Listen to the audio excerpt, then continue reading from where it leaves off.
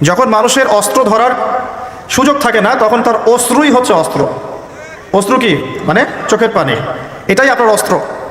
ইমাম শাফিঈ রাহিমাহুল্লাহ বলতেন যে তাহাজ্জুদের ওয়াক্ত মানে যখন শেষ রাত চলে আসে, তাহাজ্জুদের ওয়াক্তে যে দোয়াগুলো করা হয় এগুলো এমন এমন তীর বা এমন অস্ত্র যেটা কখনো ব্যর্থ হয় না। জুমার দিনে দুটো সময় থাকে, এই সময় আপনি যে দোয়াই করবেন আল্লাহ কবুল করবেন ইনশাআল্লাহ, যদি আপনার আকীদার মধ্যে শিরক না থাকে, আমলে বেদাত না থাকে এবং রিজিকটা হালাল হয়। সময়টা হচ্ছে জুমার খুতবা, খতিব যে খুতবা দেওয়ার পরে নামাজ পড়ান না, খুতবার পরে নামাজ পড়ান। খুতবা শুরু হওয়া থেকে নামাজ শেষ হওয়ার এই যে মধ্যবর্তী সময়, এই সময় দোয়া কবুল হয়। আজকে আমরা কয়েকজন দোয়া করেছি? ইমাম সাহেবরা, খতিব সাহেবরা দোয়া করেছেন খুতবায়। জনগণ আমরা আরবি সম্পর্কে এতটাই অজ্ঞ যে যখন ইমাম দোয়া করেন ওইটা যে দোয়া, এই দোয়ার সাথে আমিন বলতে হবে এইটাও আমাদের জানা থাকে। প্রত্যেক মেম্বার থেকে আজকে বলা হয়েছে আল্লাহুম্মা আইজ আল ইসলাম ওয়াল মুসলিমিন, তখন মানুষ বসে বসে আঙ্গুল ফুটায়, মোবাইল টিপে, জানেই না যে দোয়া হচ্ছে আল্লাহুম্মা আইজ আল ইসলাম ওয়াল মুসলিমিন, আল্লাহ ইসলাম এবং মুসলমানদেরকে তুমি ইজ্জত দাও, সম্মান দাও। ওয়াদিল্লাহ শিরক ওয়াল মুশরিকিন, প্রত্যেক খতিব বলেছেন আজকে আল্লাহ তুমি মুশরিকদেরকে এবং শিরককে অপদস্থ করো। ওয়াদাম্মির আ'দা আদ-দ্বীন, তোমার দিনের যত শত্রু আছে আল্লাহ তাদেরকে ধ্বংস করে দাও। ওয়ানসুর ইবাদাকাল মুমিনিন, আল্লাহ তোমার মুমিন বান্দাদেরকে তুমি সাহায্য কর। এগুলো কি দোয়া না? দোয়া না। আরেকটা সময় জুমার দিনে আসরের ওয়াক্তের পর থেকে মাগরিব পর্যন্ত, আসরের ওয়াক্তের পর থেকে মাগরিব পর্যন্ত এই সময়টুকুর মধ্যে দোয়া কবুল হয়। আজকে কয়জন দোয়া করেছি? দোয়া হবে নিজের জন্যে, নিজের পরিবারের জন্যে, নিজের আত্মীয় স্বজনদের জন্যে, নিজের রিজিকের জন্যে, ব্যবসার জন্যে এবং উম্মতে মুহাম্মাদির জন্য। আজকের আলোচনার বিষয় দোয়া নয়, কিন্তু দোয়া একটা খুব গুরুত্বপূর্ণ বিষয়। কোনো কোনো ক্ষেত্রে মুসলিমদের কাছে এই দোয়ার অস্ত্র ছাড়া এখন আর কোনো অস্ত্র বাকি নাই। তো এই অস্ত্রটা কি আপনারা প্রয়োগ করতে পারবেন না পারবেন না? আল্লাহ পাক তৌফিক দান করুন, আমিন। জুমার দিনে সূরা কাহাফ তিলাওয়াত করতে হয়, এটা কি আপনাদেরকে কেউ বলেছে না বলে নাই? কেন প্রত্যেক জুমায় সূরা কাহাফ তিলাওয়াত করতে হবে? কেন? নবী সাল্লাল্লাহু আলাইহি ওয়াসাল্লাম বলেছেন, একটু মনোযোগের সাথে শুনতে হবে।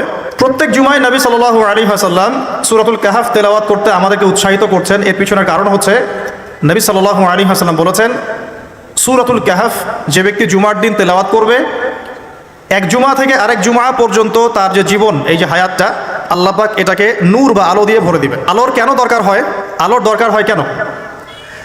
অন্ধকার থেকে নিজেকে বাঁচানো বা অন্ধকারে পথ দেখা, পথ খুঁজে পাওয়া, এই জন্য তো আলোর প্রয়োজন হয় নাকি?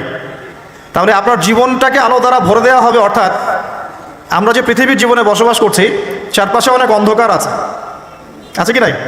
এই অন্ধকারগুলো কাটিয়ে উঠতে আপনাকে সূরাতুল কাহাফ কাজে দিবে ইনশাআল্লাহ। তো নূর দিয়ে ভরে দেওয়ার অর্থ হচ্ছে আপনার জীবনটাকে আল্লাহ পাক ইমানের নূর দিয়ে ভরে দিবেন ইনশাআল্লাহ। সত্যি কথা কি জানেন যে আমরা এখন চিন্তা করতে ভালোবাসি না, পছন্দ করি না। আমাদের চিন্তা করার সময় কোথায়? আমাদের সকালবেলা ঘুম থেকে উঠে ব্রাশে পেস্ট নিয়ে বাথরুমে যেতে হয়, কারণ আমাদেরকে অফিস ধরতে হবে 8টায় 9টায়, কাউকে স্কুলে কলেজে ইত্যাদি ইত্যাদি। চিন্তার সময় কোথায়? চিন্তা তো করতাম আমরা তাহাজ্জুদের ওয়াক্তে, তাহাজ্জুদের নামাজ পড়ে চুপচাপ বসে চিন্তা করতাম কি হচ্ছে, কি হতে পারে, আমার কি হালত, আমি কি করব, দুনিয়াতে কি করলাম, পরকালে কি উত্তর দিব ইত্যাদি। চিন্তার সময় হচ্ছে ফজরের নামাজের পরে। দেখা যায় 70% মানুষই ওই সময় জাগনা থাকে না, তাই না? চিন্তার সময় কোথায়? সকালবেলা যখন আমরা উঠি, শুরু হলো ফার্স্ট লেন অফ লাইফ, মানে রেস, দৌড়ানো। আমরা ঢাকার ফ্লাইওভারের উপর উঠে দেখি মানুষ ছুটছে, খালি ছুটছে। 1 সেকেন্ড কেউ কাউকে ছাড় দিবে না। তখন গাড়ি ড্রাইভ করছে, 1 সেকেন্ড সেটা ছাড় দিবে, একটু দাঁড়াবে, আমরা চলে যাব, ছাড় দিবে না, কারণ ও আর প্রতিযোগিতায় আছে, কে কার আগে যেতে পারে। কেউ কাউকে ছাড় দেয় না। তো এটা কিসের প্রতিযোগিতা? দুনিয়ার। এই ব্যস্ততা কিসের বলেন? দুনিয়ার। এখন এই ব্যস্ততার সময় ঠান্ডা মাথায় চিন্তা করার সময় কোথায়? ভাবতে হবে, চিন্তা করতে হবে। একটু থামেন। এই যে ব্যস্ততার যুগে আপনি ঢুকে গেছি আমরা, সকাল থেকে শুরু করে রাত পর্যন্ত একটাই ফিকির, একটাই চিন্তা, টাকা পয়সা, বাড়ি গাড়ি, স্ত্রী সন্তান, বউ বাচ্চা, আমার ক্যারিয়ার, আমার রিজিক, এই তো। একটু এর মাঝে সময় নেন, আল্লাহকে সময় দেন, নিজের অতীতের পাপগুলোকে নিয়ে ভাবেন। কত বছর আমরা পৃথিবীতে থাকতে পারি? হাইয়েস্ট কত বছর? 100 বছর হাইয়েস্ট। ভাবেন তারপরে কি হবে? আমার পরে আমি কোন প্রজন্ম রেখে যাচ্ছি? ওরা কি আদৌ আমার জন্য রব্বির হামহুমা কামা রব্বায়ানি সগীরা পড়তে পারবে? আমি কি ওকে শিক্ষিত করলাম? আলিফ বাও তো চিনে না আমার ছেলেটা, আমার ছেলে আলিফ বাই চিনে না। এই জেনারেশনের একটা জেনারেশন ছিল, আমাদের আগের জেনারেশন, মাশাআল্লাহ তখন কি হতো, প্রত্যেকটা গ্রামে গ্রামে, শহরে শহরে, স্কুলে কলেজে, বিভিন্ন জায়গায় বাধ্যতামূলক আপনি আরবি পড়তেন। এখন বিশ্বাস করেন তো, আপনি তো বিশ্বাস করেনই, আমি জানি। বিশ্বাস করেন কি যে আপনি এখন আরবি থেকে অনেক দূরে সরে গেছেন? আপনি এই যে পড়াশোনা করেছেন, ওই যে ভাই হাত তুললেন ফিজিক্সে, মিনিমাম 20 বছর, তা আপনি 20 বছরে 20টা সূরা শিখেছেন কি? আমরা আমাদের পরের জেনারেশনকে কোন হালতে রেখে যাচ্ছে, এগুলো কি ভাবতে হবে না, হবে না? আলী ইবনে আবি তালেবের একটা কথা বলি, তাহলে আপনি বুঝবেন। আলী ইবনে আবি তালেবের নাম কি শুনেছেন আপনি? শোনা উচিত ছিল। তার আপনার আইডল। আমাদের আইডল হচ্ছে মুহাম্মদ সাল্লাল্লাহু আলাইহি ওয়াসাল্লাম, সাহাবায়ে কেরাম, তাবে তাবেঈন, ইমামগণ, মুজতাহিদ কেরাম, মুজাহিদ কেরাম। আলী ইবনে আবি তালেব বলতেন যে মানুষ যখন দুনিয়ায় চলাফেরা করে তখন মনে হয় সে ছাড়া দুনিয়াতে আর কিছুই নাই, আর সে এমনভাবে দুনিয়া থেকে চলে যায় মনে হয় সে কখনো দুনিয়ায় ছিলই না। দুটো কথা ভাবেন, ভাবতে হবে। আজকের লেসনটা কি? ভাবতে হবে। তিনি বলছেন মানুষ এমনভাবে দুনিয়ায় চলাফেরা করে মনে হয় সে ছাড়া দুনিয়াতে আর কিচ্ছু নাই। আমরা চলাফেরা এমন না, দেখেন প্রত্যেকটা অঙ্গনেই, পলিটিক্যাল অঙ্গন, ইকোনমিক অঙ্গন, ধর্মীয় অঙ্গন। পলিটিক্যাল অঙ্গনে একজন নেতা চলাফেরা দেখলে মনে হচ্ছে সে ছাড়া কিছুই নাই দুনিয়াতে। যারা অর্থনৈতিক জীবনে নেতৃত্ব দিচ্ছেন তাদের কাছে মনে হচ্ছে আমরা ছাড়া দুনিয়ার ইকোনমির মধ্যে কিছুই নাই। আমরা যারা ধর্মতাত্ত্বিকভাবে চলাফেরা করি মনে হয় যে এই হুজুর ছাড়া আর কিছুই নাই দুনিয়াতে। আমার চেয়ে বড় শাইকার কে আছে, আমার চেয়ে বড় আর আলেম বা মুফাসসির কে আছে? সমস্যা সবার ভিতরে। শুধু এক শ্রেণীর মানুষকে আপনি টার্গেট করে আঘাত করে কথা বলা যাবে না। দেখতে হবে দূরদর্শিতার সাথে, সমস্যা সবার ভিতরে। এখন দেখেন আমরা দুনিয়াতে চলছি মনে হচ্ছে যে আমরা ছাড়া কিছুই নাই মনে হয়, কিন্তু মানুষ দুনিয়া থেকে চলে গেছে প্রায় মিলিয়ন, বিলিয়ন, ট্রিলিয়ন মানুষ এখন দুনিয়া থেকে চলে গেছে সূচনা থেকে এই পর্যন্ত। তাদের কোনো খবর আছে? কাদের খবর আছে? যারা এই দুনিয়াতে থাকাকালীন এমন কিছু করে গিয়েছিল যার ফলশ্রুতিতে আল্লাহ পাক তাদেরকে চিরস্মরণীয় করে রেখেছে।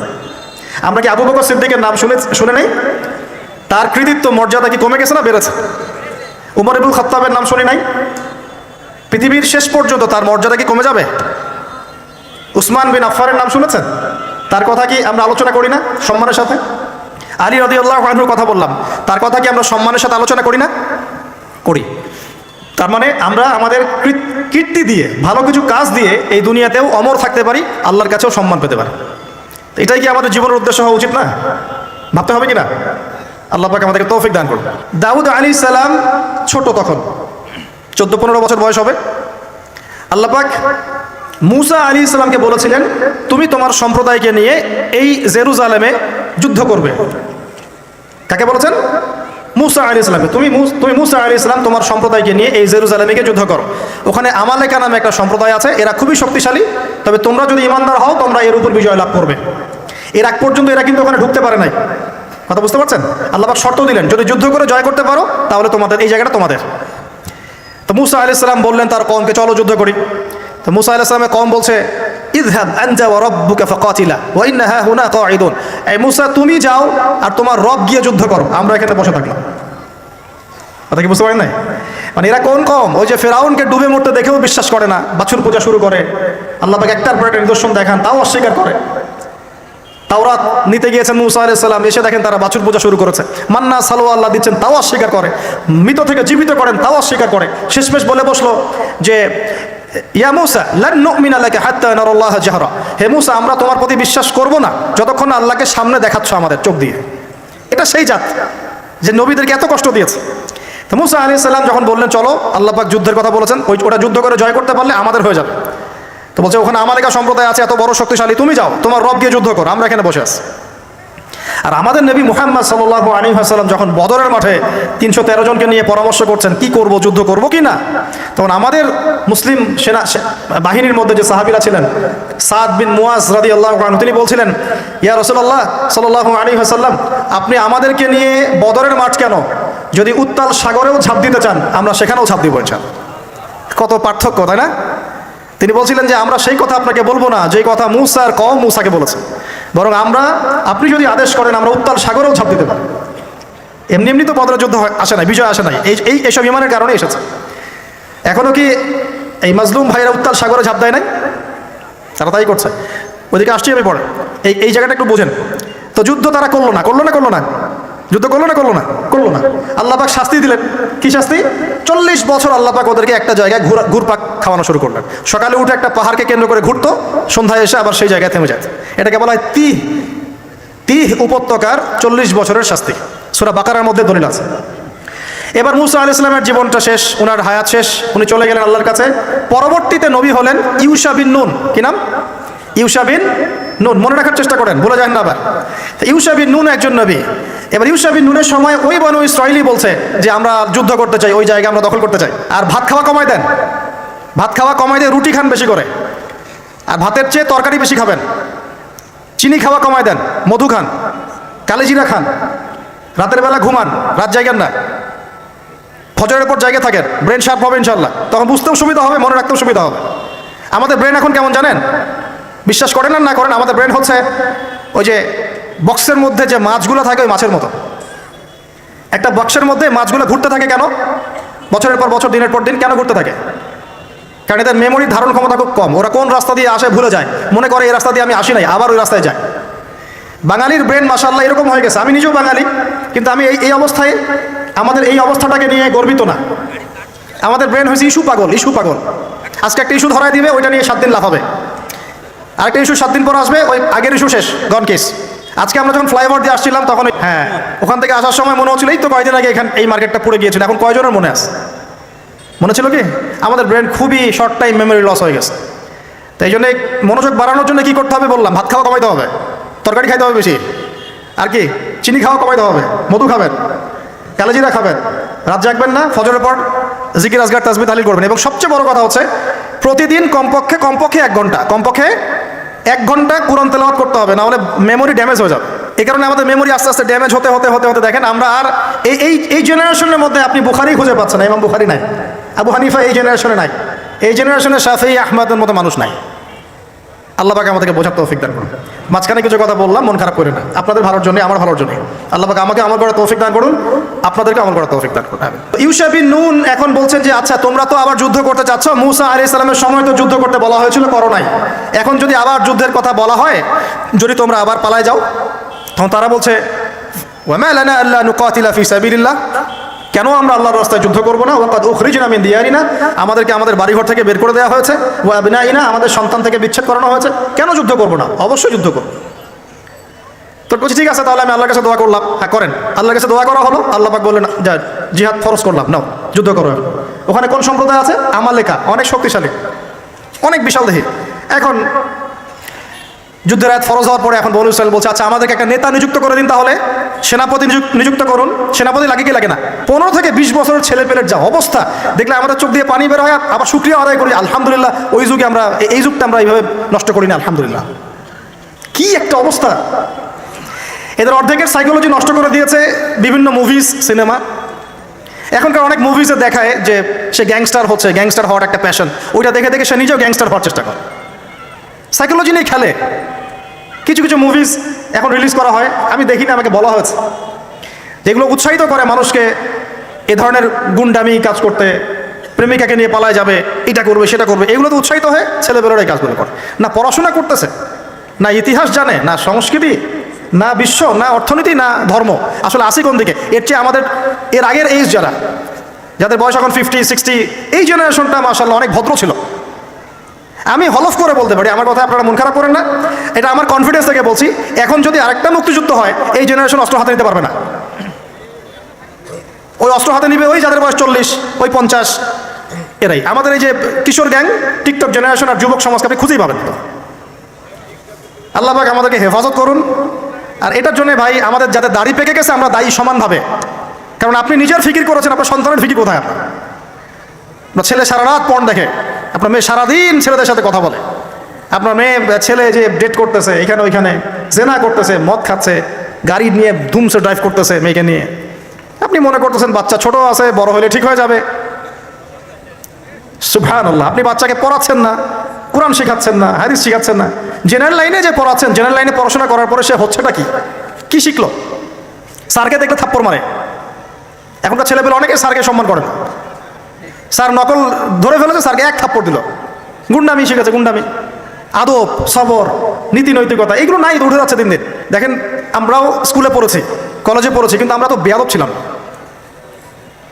বেয়াদবি এক জিনিস আর দুষ্টামি এক জিনিস। আমরা দুষ্ট ছিলাম, খুব দুষ্ট ছিলাম, দুরন্ত, খেলাধুলা পছন্দ করতাম, দুরন্ত দুষ্টামি করতাম।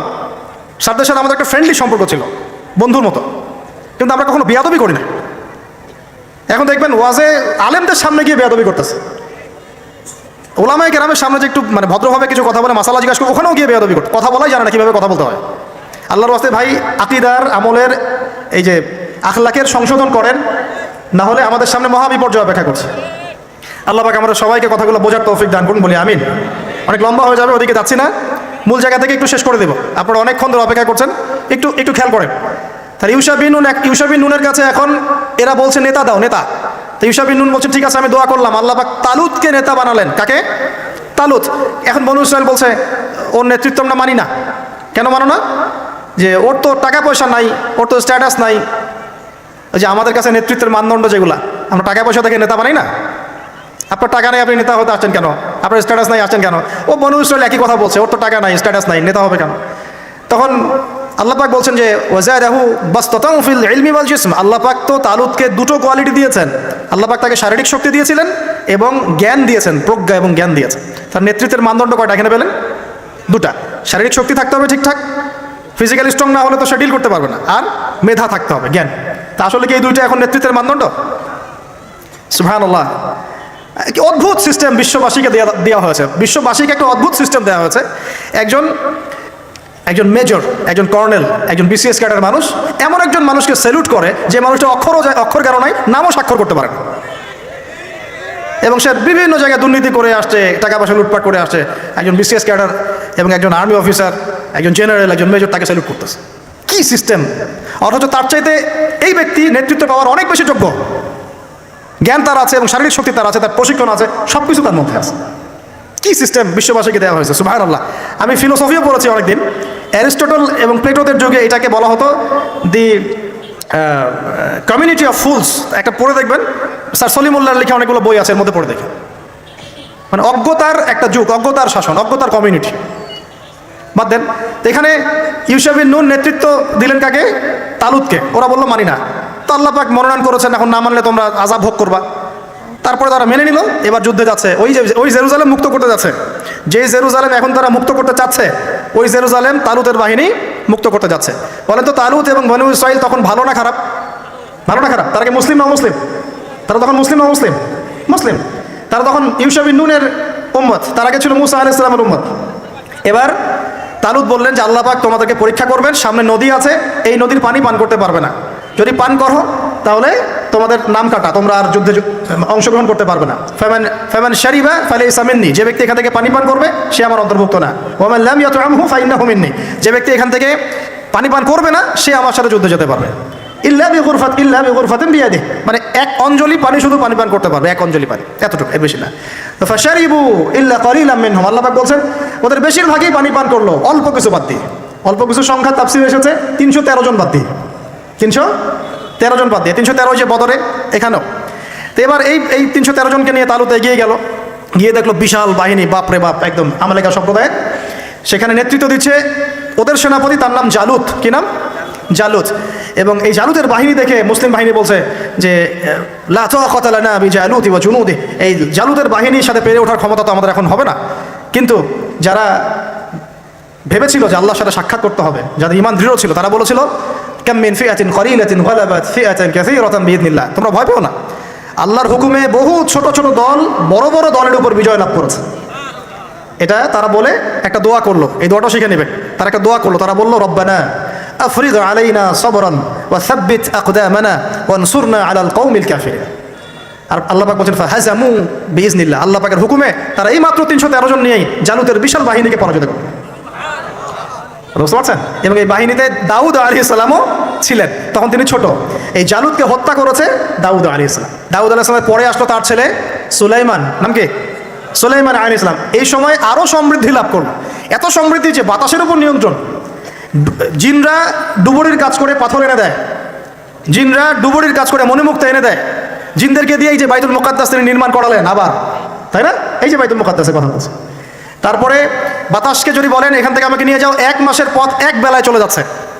পিঁপড়া হাঁটছে, সুলাইমান আলাইহিস সালাম পিঁপড়ার ভাষা বোঝেন, পাখির ভাষা বোঝেন, তারা তেলাওয়াত করেন, মাছ এসে তেলাওয়াত শুনে। মানে এমন একটা সভ্যতা, এই সভ্যতা পৃথিবীতে আসেনি কখন। এবং আপনি যতই সায়েন্স অ্যান্ড টেকনোলজির কথা বলেন না কেন, এই লেভেলে আপনি যেতে পারবেন না, কখনো পারবেন না। কারণ সুলাইমান আলাইহিস সালাম একটা দোয়াও করেছিলেন, রব্বি হাবলি মুলকান, আল্লাহ আমাকে এমন রাজত্ব দান করো লা ইয়ামবাগি লি আহাদ, যে এমন রাজত্ব আপনি কাউকে দেন নাই কখন। পৃথিবীর ইতিহাসে সুলাইমান আলাইহিস সালামের